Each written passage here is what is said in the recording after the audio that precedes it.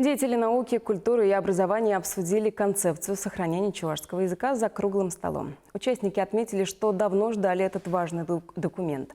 Проект разрабатывали два министерства – культуры и образования. В дальнейшем он войдет в госпрограмму Чувашии «Развитие культуры и туризма».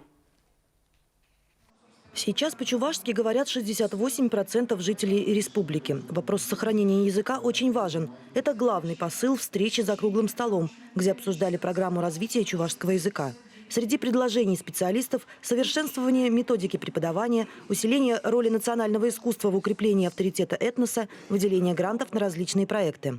Нам предстоит также создать серию просветительских тематических фильмов, направленных на популяризацию чувашского языка, в том числе анимационных для детей на чувашском языке.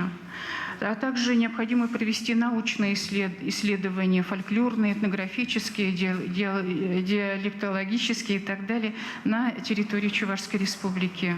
Олег Николаев высказал мнение, что городскую среду в Чебоксарах нужно формировать, подчеркивая, что это столица национального региона. А также надо активно интегрировать чувашский язык в электронное информационное пространство. Так, например, внедрением языка в интернет вот уже 15 лет занимаются создатели чувашского народного сайта. Мы Яндексу передали 250 тысяч пар чувашско-русских предложений. Одно предложение на чувашском, другое на русском. В среднем из одной книги выходит где-то 5 тысяч таких пар.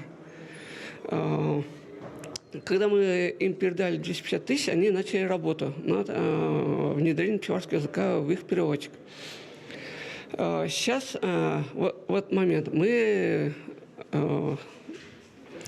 увеличили количество этих пар до 500 тысяч. Программа сохранения и развития чувашского языка рассчитана на 5 лет. На ее реализацию планируют потратить почти 70 миллионов рублей. Пока проект еще не принят. Разработчики изучат мнения экспертов и учтут их при формировании концепции.